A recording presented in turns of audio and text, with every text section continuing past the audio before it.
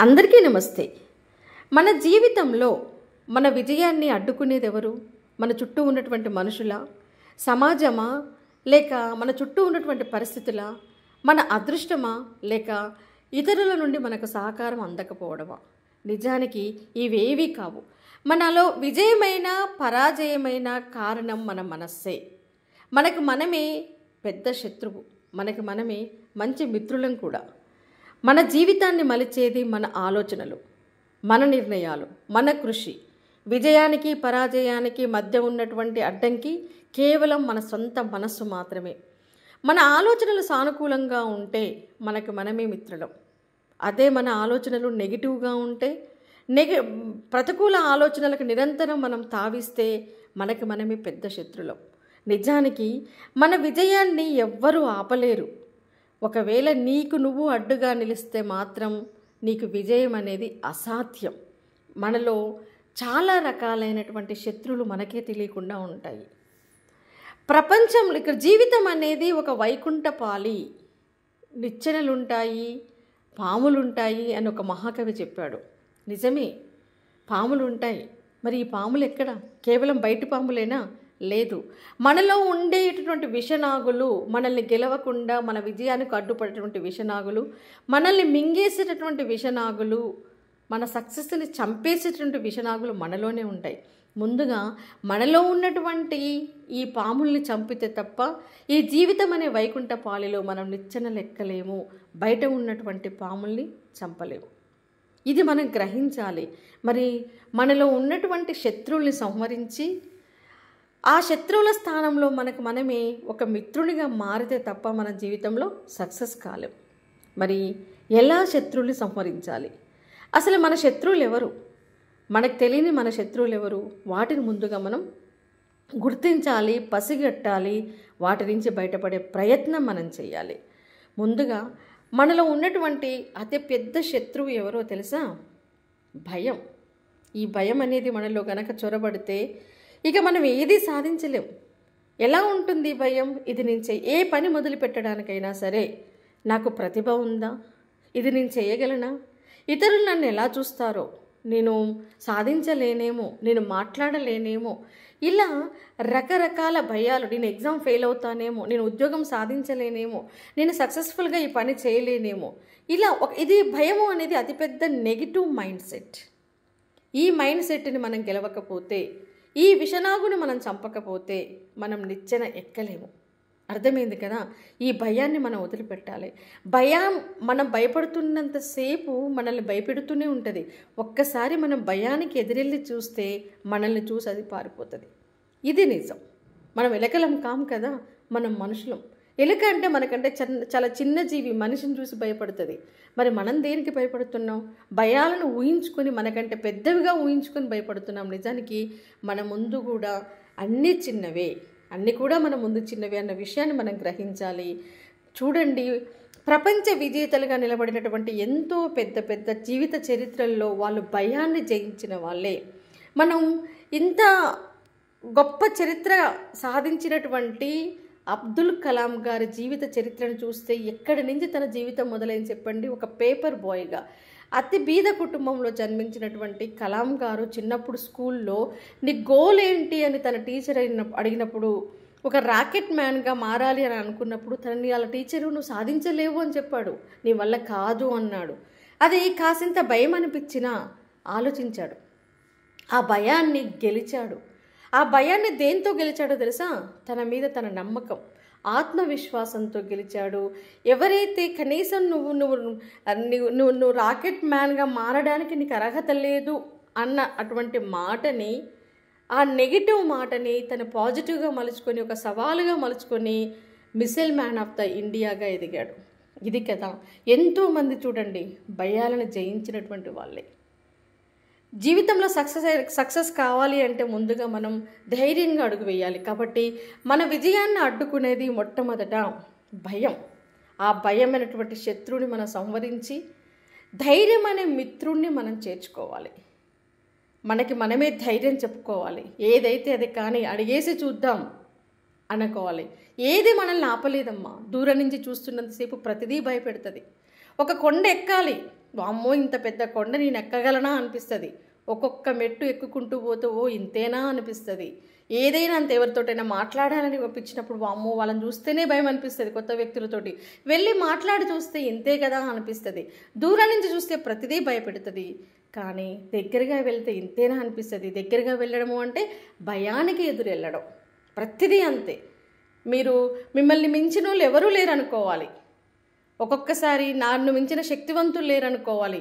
అలా అనుకుంటేనే మనం భయాన్ని జయించగలం. కాబట్టి ఒక్కసారి ఊహించుకోండి, అబ్దుల్ కలాం గారు మొట్టమొదట తనలో ఏర్పడినటువంటి ఆ భయము, నేను సాధించలేనేమో అన్న భయాన్ని తను జయించాడు. కాబట్టే మిసైల్ మ్యాన్ ఆఫ్ ద ఇండియాగా ఎదిగాడు, మన ప్రెసిడెంట్గా ఎదిగాడు. ఎక్కడ అబ్దుల్ కలాం గారు తన నేపథ్యం ఏంటి, తన జీవన విధానం ఏంటి, ఎంత క్రమశిక్షణతోటి జీవితాన్ని ముందుకు తీసుకెళ్ళి ఎంతమందికి ఆదర్శపాయంగా నిలిచాడు. ఒక్కసారి మీరు ఆలోచించండి. ఇది కదా మనకు కావాల్సింది. ముందుగా మనలో ఉన్నటువంటి అతిపెద్ద శత్రువు భయము. ఈ భయాన్ని మనం ఓడించాలి. తర్వాత మనలో ఉన్నటువంటి అతిపెద్ద శత్రువు ఏంటో తెలుసా? అలసత్వం, ఆలస్యం చేయడం. రేపు చేద్దాము, తర్వాత చేద్దాము, ఆ తర్వాత చేద్దాము, ఈరోజు మంచి రోజు కాదు, పలానా రోజు మంచి రోజు, రేపటి నుంచి చేద్దాము. ఈ అలసత్వం ముందు చేశారా, ఇది అతిపెద్ద విషరాగు. ఇక దీని నుంచి బయటపడడం, మనం బలవంతంగా బయటపడకపోతే మనం దీనికి బలైపోతాం. మనల్ని అమాంతం మింగేస్తుంది. నాకు ఇంకా టైం ఉంది, రేపటి నుంచి మొదలు పెడతాను. ఇలాంటి మాటలు మీ విజయాన్ని ఊహల్లోనే ఉంచేస్తాయి. మీరు సక్సెస్ కాలేరు. ఎప్పుడైతే నాకు ఇంకా టైం లేదు, ఈ క్షణమే అని మీరు మొదలు పెడతారో అప్పుడే మీకు సక్సెస్ అందుతుంది. ఎందుకు అంటే మనం ప్రతి నిమిషాన్ని వాయిదా వేసుకుంటూ వెళ్తే నిమిషం అన్నీ కూడా గతంలో కలిసిపోతాయి. అసలు అన్నిటికంటే విలువైనది సమయము అని తెలిసి కూడా వృధాగా చేసేది కూడా సమయమే. గుర్తుపెట్టుకోండి, ఎంత గొప్ప గొప్ప చరిత్ర సృష్టించినటువంటి వాళ్ళంతా కూడా సమయాన్ని సద్వినియోగం చేసుకున్నటువంటి వాళ్ళే. ఈ క్షణం అందరికంటే ఎక్కువ కష్టపడ్డ వాళ్ళే.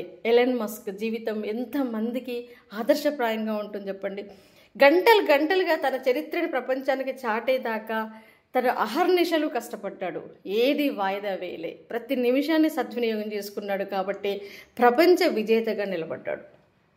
కొన్ని గంటలు, రోజులు 16 గంటలకు మించి తన కంప్యూటర్ ముందు సమయం గడిపినటువంటి రోజులు ఉన్నాయి అని చెప్పేసి తను ఎన్నోసార్లు తన సక్సెస్ స్టోరీలో భాగంగా చెప్పుకున్నాడు. కాబట్టి వాయిదా వేయడం, రేపు అనేది కాదు, ఈ క్షణం, ఇప్పుడే నేను మొదలు పెట్టాలి.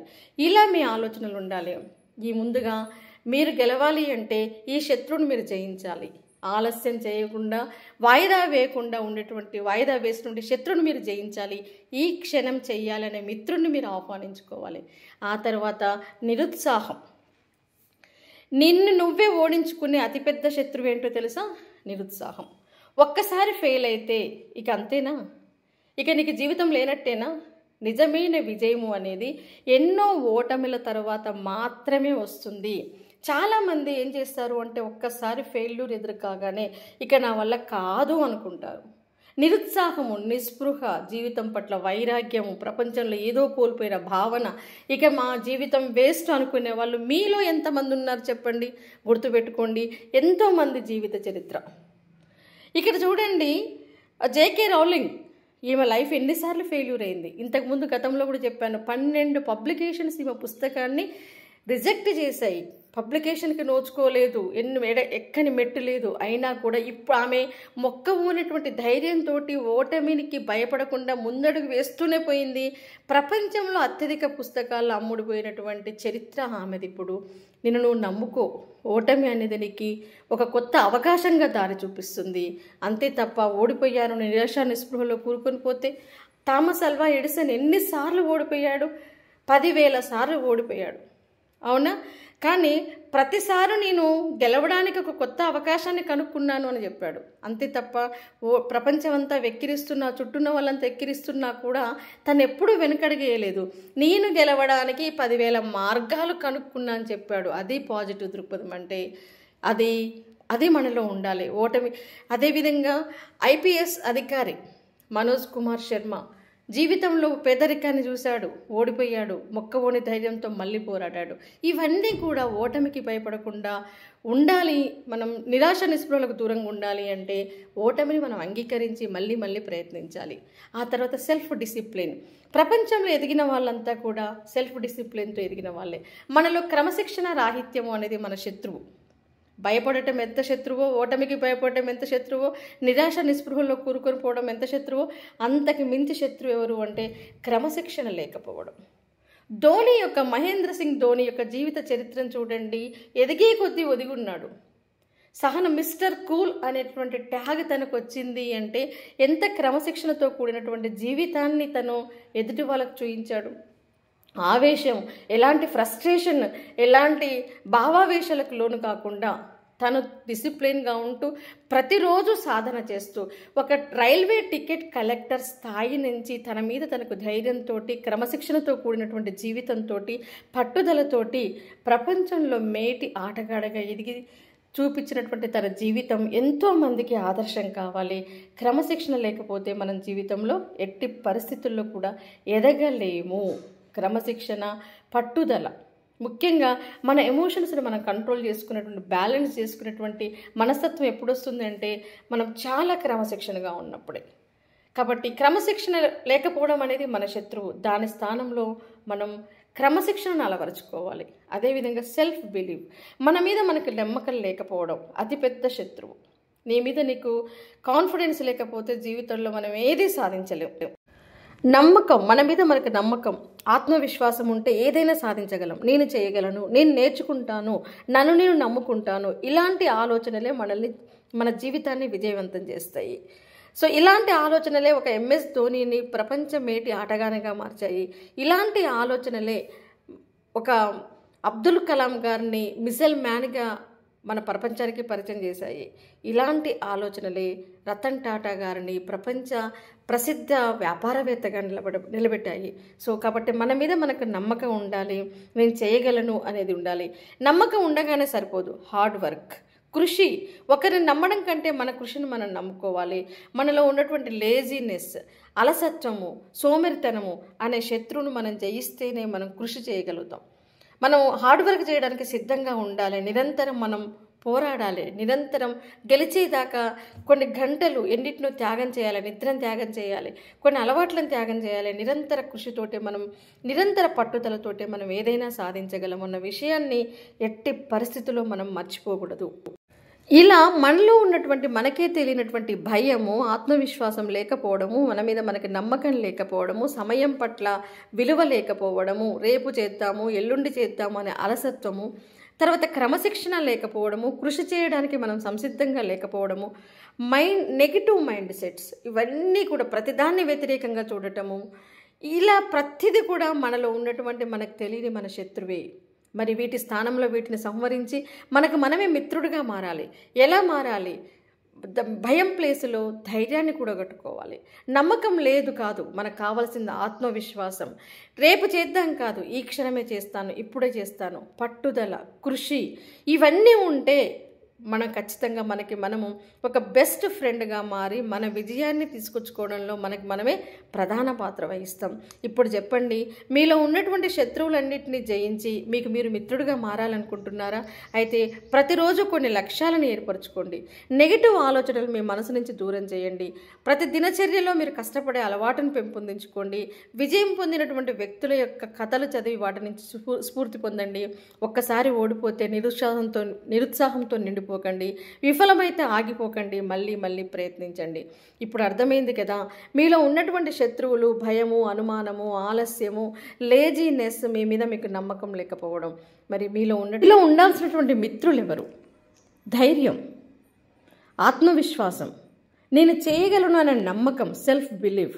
అదేవిధంగా క్రమశిక్షణతో కూడినటువంటి ఆలోచనలు, వ్యసనాలకు బానిస కాకపోవడం, మిమ్మల్ని మీరు నమ్ముకోవడం, అదేవిధంగా అలసత్వం లేకపోవడం, రేపటికి వాయిదా వేసే మనస్తత్వం లేకపోవడం, ఈ క్షణము ఇప్పుడే అనే మనస్తత్వం ఉండడం, అందరికీ మించి కష్టపడే తత్వం ఉండడం, కృషి చేసేటువంటి తత్వం ఉండడం, బద్ధకాన్ని వదిలిపెట్టడం.